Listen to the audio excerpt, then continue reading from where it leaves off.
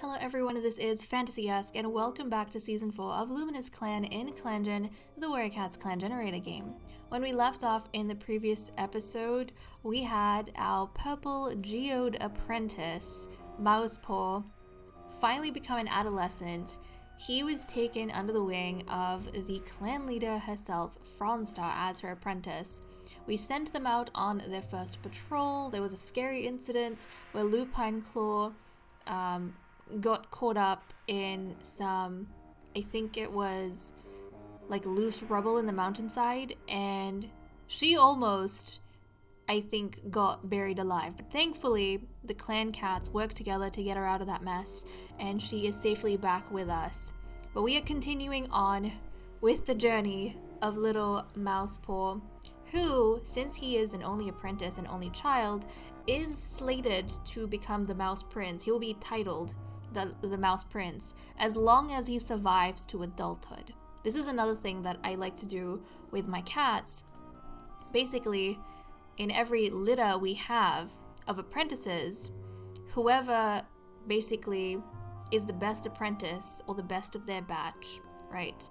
We can't do this now because we only have one apprentice, but whenever I have two or more, I'm always checking every moon to see like how much experience they have, experience points, to see who's doing the best like in their classes. And on their final moon as apprentice, on the 11th moon, whoever has the most experience points, they're considered kind of like the best of their batch. And so when the cats graduate, that particular cat who has the most experience also gets the title of prince or princess depending on their name. So Mousepaw would be the Mouse Prince as an additional title that he would get along with his warrior name. So as an only child, very much like Hal Falcon, even though Hal Falcon had a sister, she I think died from kitten cough when she was like very, very young. She didn't even make it to apprenticehood. So, you know, he graduated as the Hal Prince.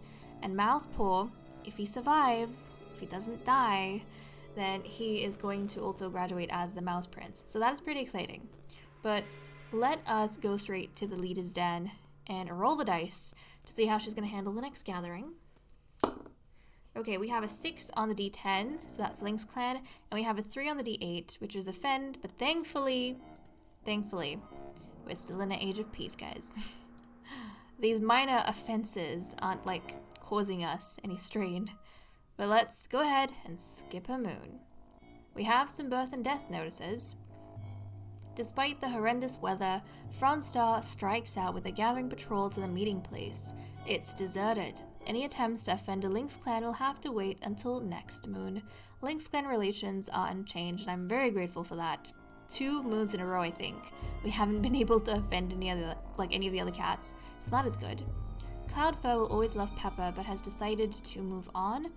Rumors reach your clan that the exiled Tangled Quiver has died recently, so one of the lightless cats has passed away.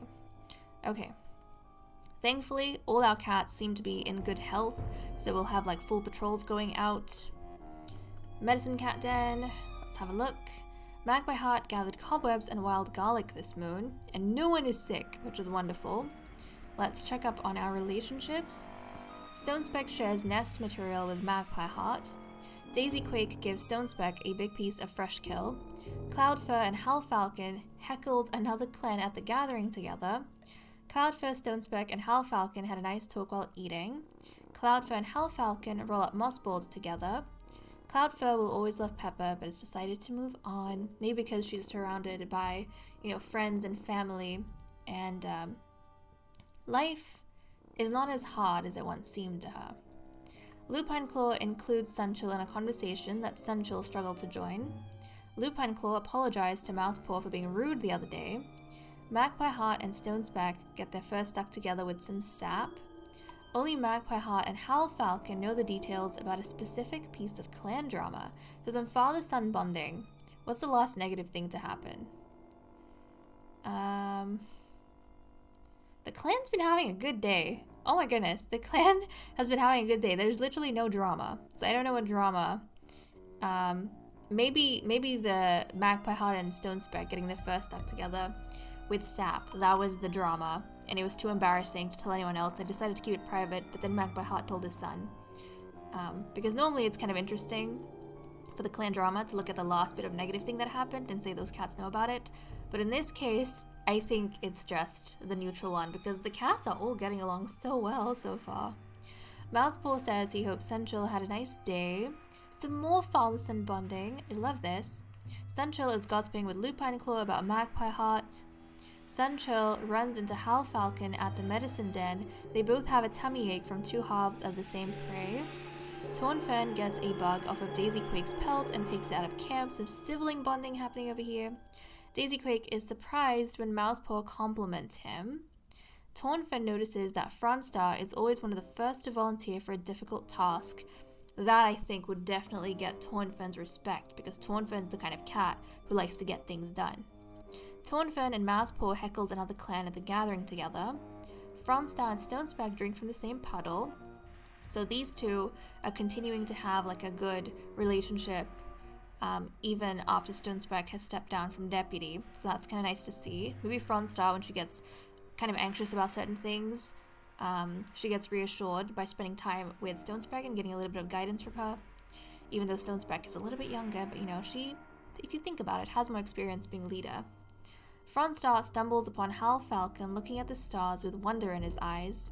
Hal Falcon is fascinated by one of Fronstar's stories. Okay, so she stumbled upon Hal Falcon and then she saw an opportunity to talk to him and get to know him more, maybe tell him more about her life and her experiences, and Hal Falcon actually found that fascinating. Good on you, Fronstar. And Mousepaw insults one of Cloudfist's insecurities. Mousepaw! Why are you being so mean to your grandmother? Why are you being so mean to your grandmother, Mousepaw? Is this just adolescence at its peak? Perhaps. But okay, guys, I'm going to cut the recording here and we're going to continue with the cat list, because that's what we have for events. Okay, we're going to be starting off with loyalties, of course, and we have had a change. So guys, Daisy Quake has decided that he is going to become loyal to Fronstar. This is really cute because I think it was the last episode when they both mutually fell in love with one another, and I think Daisy Quake has realized that not only does he want to be, you know, a safe place for her, but he also looks up to her and admires her, and he wants to show his support for her as leader, because he has reached a place where he truly does believe that beyond Fronstar being his mate, she is an excellent leader, especially after the incident that happened on patrol with Lupine Claw and how under her guidance they were able to get Lupine Claw out together and safely. So I really like this, and I think it would mean a lot to Fronstar that her first loyalist was her mate, Daisy Quake. And you know, in the past, we have had instances where this hasn't happened, where clan leaders, they've had mates who haven't really been loyal to them. So this is a nice little bit of change. So along with that, I want to get Senchil to do some mediation for the two of them. So let's come here, let's try and mediate. Okay, that's really good. Platonic, like, comfort increased, dislike decreased. They didn't make any romantic progression, but I think maybe Fronstar and Daisy Quake, it's like everything's too perfect, they're becoming a little bit shy, and because Senchil is childish, I imagine he would tease them a little bit about it. So they don't want to, like, you know, romance each other in front of him or anything like that. But it's still cute. Okay, let's see what everyone is doing for the day. Fronstar cleans the clearing of fallen leaves. Lupine Claw wants to go hunt. Magpie Heart is sitting quietly on the far side of camp. Senchil saw a two-legged kid playing with a kitty pet. Daisy Quake is eating some fresh kill. Tornfen cleans the clearing of fallen leaves, so Tornfen is hanging out with Fronstar, the leader, which is nice to see. Hal Falcon is wondering what living with two legs must be like. Mousepaw feels proud of the progress he's made. I feel glad for him, because in the last episode, he wanted to be noticed by Fronstar, and I think Fronstar has been giving enough encouragement to Mousepaw. Maybe they had a debrief after the last patrol, and because of, you know, the attention that he got and the tutelage that he got, Mousepaw feels as though he's been making good progress, and that's really encouraging to him as an apprentice, which I'm very happy with. Stonespeck is craving the taste of a rabbit. Cloudfur is helping to reinforce the nursery for the kittens that we will hopefully have at some point. But okay, that's all we have for the cat list. So let's cut the recording here and continue with patrols.